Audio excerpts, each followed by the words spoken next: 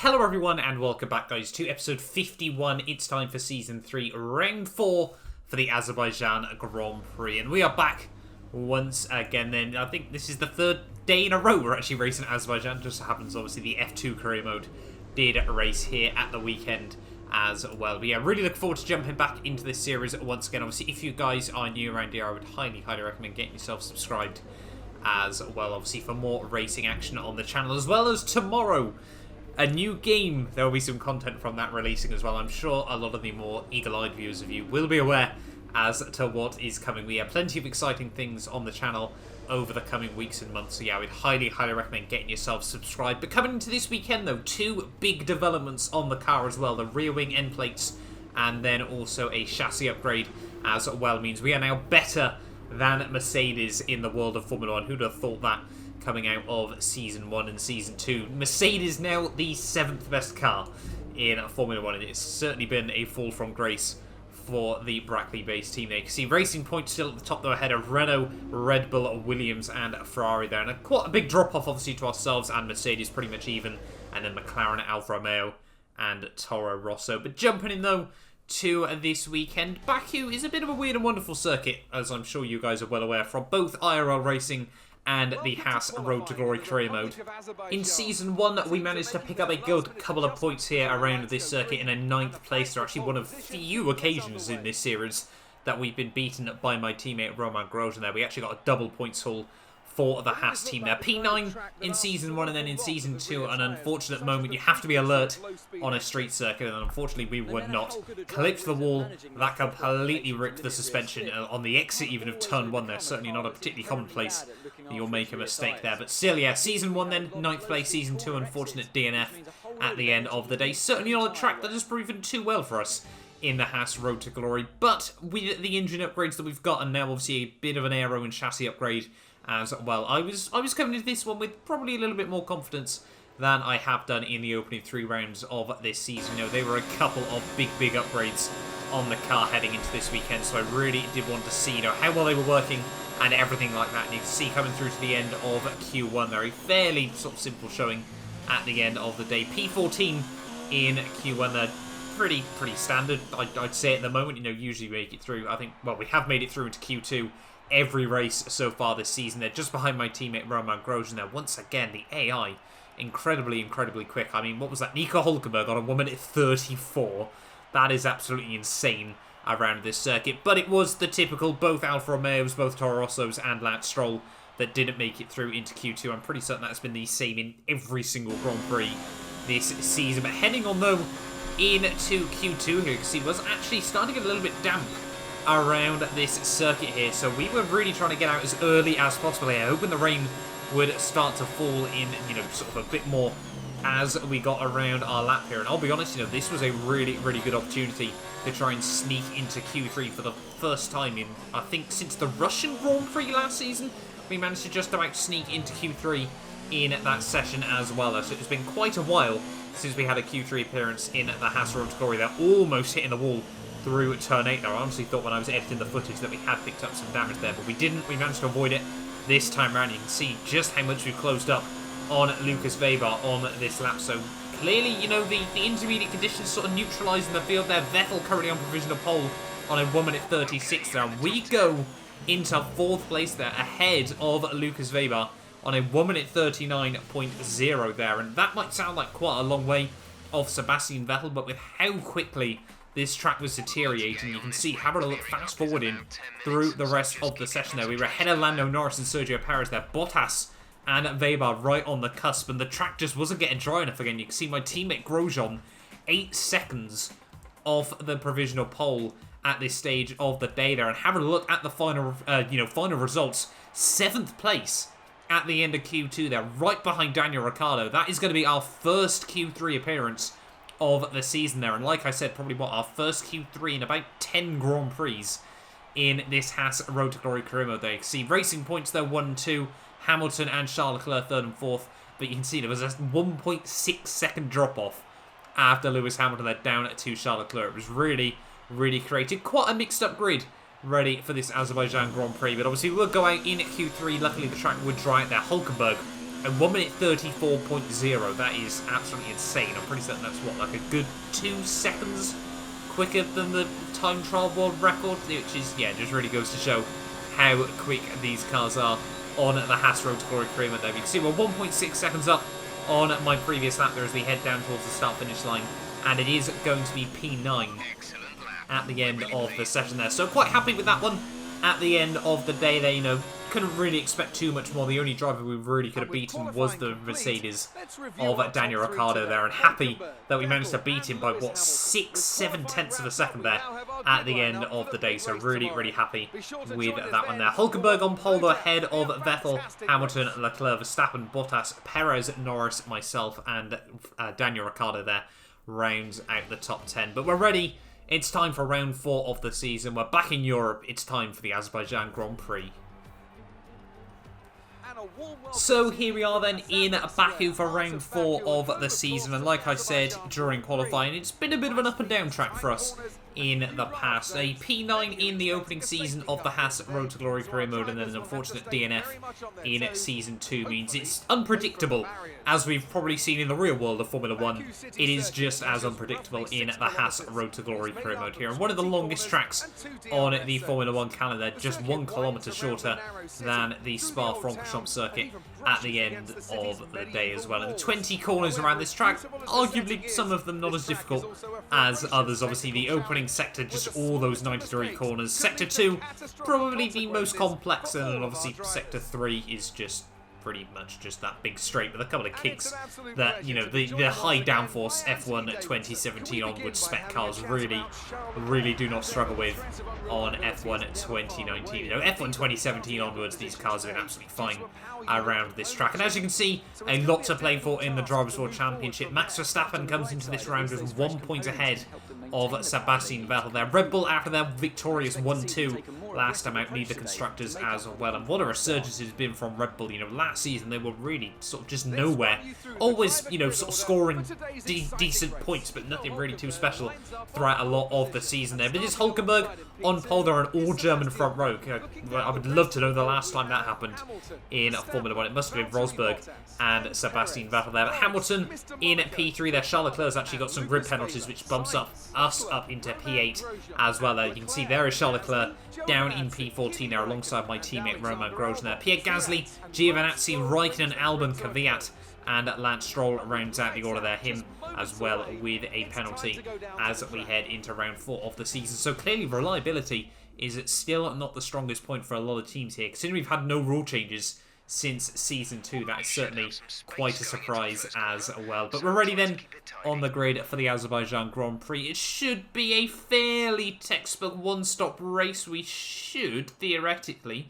Yeah, well, no, obviously we did have to qualify actually on that set of the dry tyres still in Q2 there. So yeah, it's going to be a soft to hard compound race like we were able to do in AOR a few weeks ago there. Hoping we can try and emulate that result as well in this race, but that might be a little bit optimistic at the end of the day. But we are then ready on the grid for the Azerbaijan Grand Prix. It is the 4th round of the season. The 5 lights are coming on now, and it is 5 lights, and away we finally get going there. A very, very long hold on the grid and getting a huge amount of wheel spin as we make the run down in towards T1. They're trying to stay on the inside of a couple of other cars there. We actually get stuck to Lucas Weber there through T1 there, and that's not been the run that we needed there. And the safety car has been deployed almost instantly in this Grand Prix. Daniel Ricciardo already out of this race, and having a look from the third person cam there, you can see we got stuck to Lucas Weber there. It's a very common side pod glitch, and I didn't realise at the time Danny Rick was on the outside as we headed through the first couple of corners there. You can just see nowhere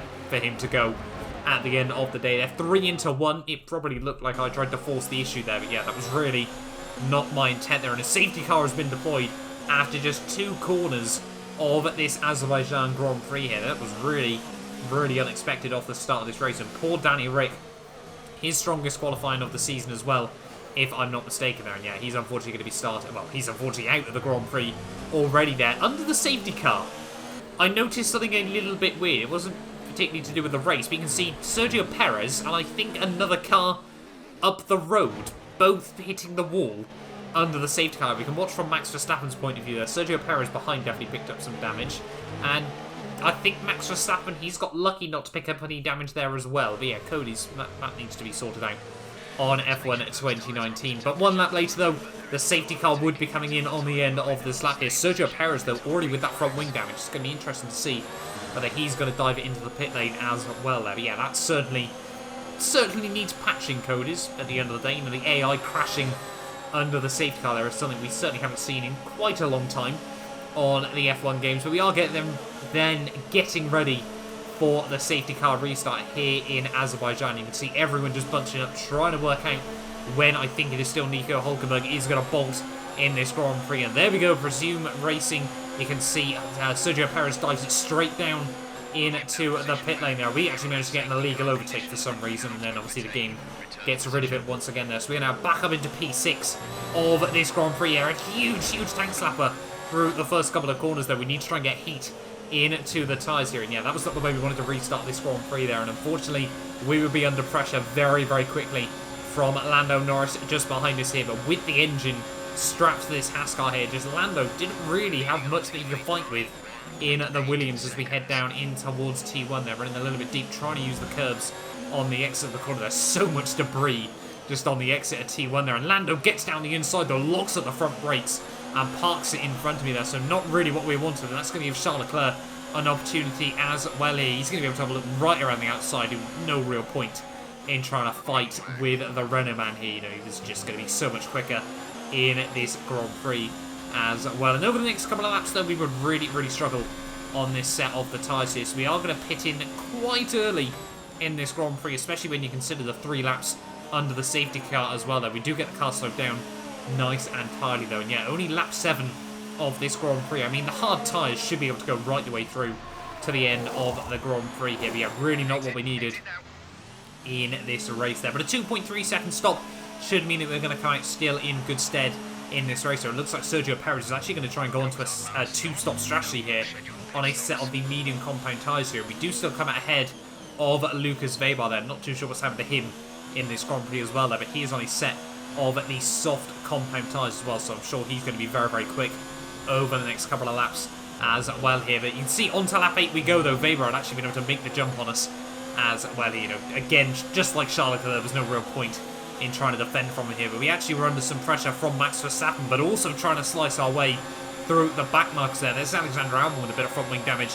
and as we make the run towards T1 there, we've got the DRS as well. Look at the speedo climb, 223 miles an hour as we head down in towards T1 there, and that is a 3-car overtake. It almost reminded me of some sort of multi-class racing there, with just everyone flying around each other, you know, different races going on the same circuit there. It was like an LMP1 trying to overtake an LMP2 down that front straightaway there. But we do move up into P13 of this race. So Sergio Perez just behind us still in this Grand Prix as we try to close up the gap once again to Lucas Weber there, locking up the front inside wheel there. But luckily, we get the car slowed down there. And you can see now onto lap 10 of this Grand Prix. We were now all over the back of Carlos Sainz there. That is a wobble that we definitely didn't need in this race there. That was a very scary moment in this race. But yeah, the McLaren, we've seen it before. I'm sure we'll see it again. Nothing down the straights there in that car. Yeah, we were able to get right past him, but pretty much before the DRS, we'd even got to the DRS zone there, and you can see almost clipping the wall through T1 there. That's going to give Verstappen an opportunity to get round the outside there. Yeah, this is just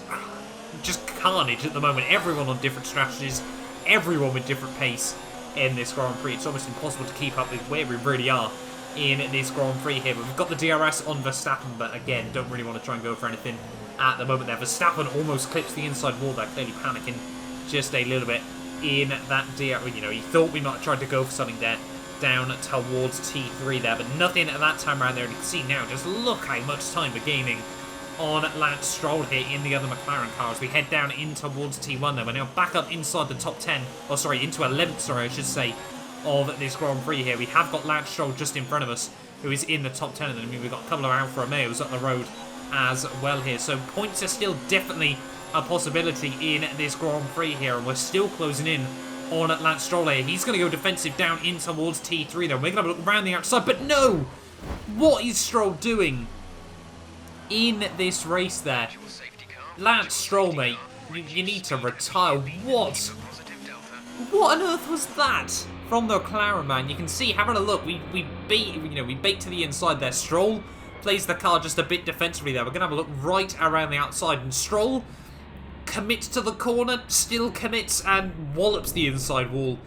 That gives the pair of us nowhere to go but the outside wall there, and, well, that is heartbreaking at the end of the day. Lance Stroll, you need to give it up, mate. That was beyond ridiculous in this Grand Prix there. You can see by the end of that lap as well, Lance Stroll continuing on his interesting racing tactics there, as you can see coming through the next couple of corners. Understeering, hit the wall, and actually near enough goes over the top of one of the Ferraris there, and that's certainly a scary sight to see as well. Two other cars heading towards you there, and you have a look from the third person cam. Stroll never even considers lifting out the throttle there. It almost completely ruins, I think that's Valtteri Bottas' Grand Prix there, and yeah, luckily the Williams and the Toro Rosso there just about avoid him as well. But I have no idea what to even say in those sorts of situations there. Lance Stroll at the Grand Prix, us into the pits there. My teammate Grosjean's pit as well right now, so we're going to lose out even more time waiting behind him here. And I mean, looking at it, looking at the race director, everything like that, P8, P9 was on the cards. We had a couple of cars that were probably going to be closing up to us towards the end of the Grand Prix there, but points were definitely a possibility in this race there. We now rejoin the race all the way down in P16 here, and unlike China where, you know, it was our mistakes, everything like that, that was absolutely heartbreaking. The fact that Lance Stroll just completely cocked it up royally as we head down in towards T3 here, and ultimately, you know, I'm not going to try and sugarcoat it, that basically ruined our afternoon there, unfortunately. Raikkonen, though, we will be able to get back past him, you know, my old enemy in this series. Perhaps my new enemy for Season 3 needs to be Lance Stroll, to be honest with you, after those antics. But yeah, back up into P15 of this Grand Prix once again here, and hopefully we can try and make up any more places, hopefully, over the next few laps there. We will close up to the rear of Lance Stroll's teammate here, Carlos Sainz, in this Grand Prix there. And you can see once again, just that McLaren car, they need to sort out something with the power unit, because that thing is just an absolute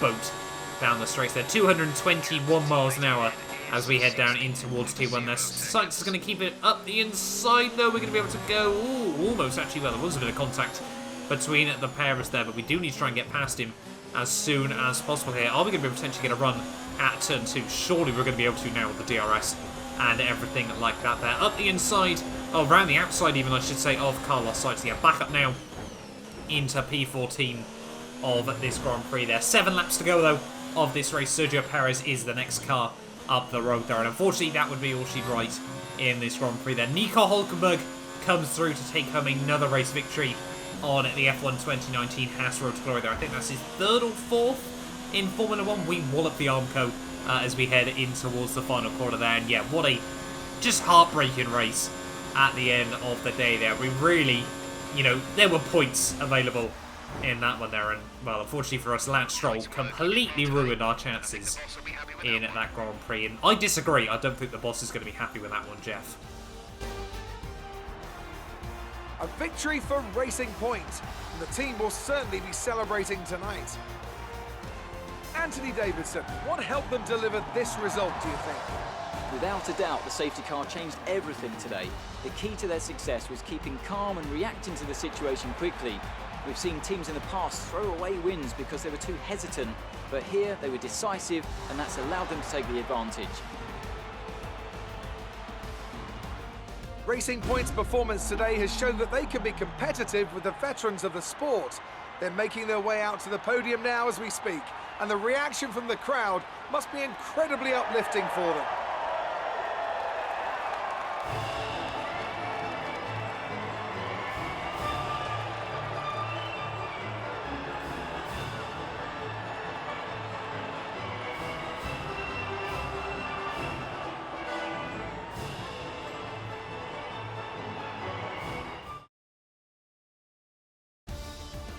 Let's have a look then at the drivers' standings.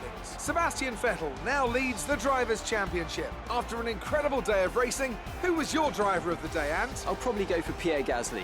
The team did a good job with the strategy to put him in amongst the pack. but it's the driver's job to capitalise on those opportunities, and he did so with a lot of skill.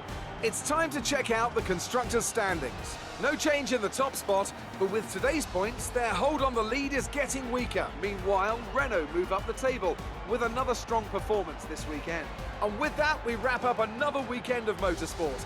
But with more races lined up, be sure to join us when we come back with more Formula One.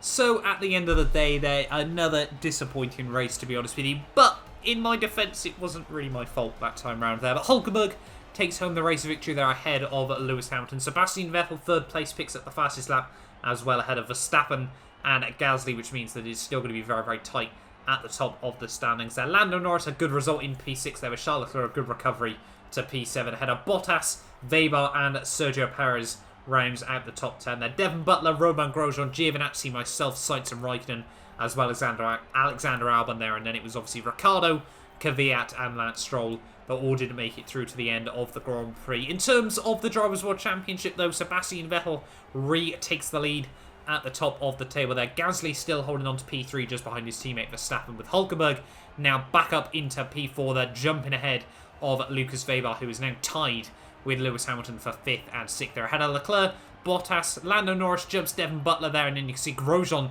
with his best results so far this season moves back into P14 ahead of Carlos Sainz there. 2 points separate Red Bull and Racing Point in the Constructors' battle, and then Renault jump Ferrari back up into P3 as well. But yeah, what a disappointing day in the office there, unfortunately. But hopefully we will come back stronger next time at the Spanish Grand Prix. Hopefully you guys enjoyed this video nonetheless, and I will see you back next time for round 5.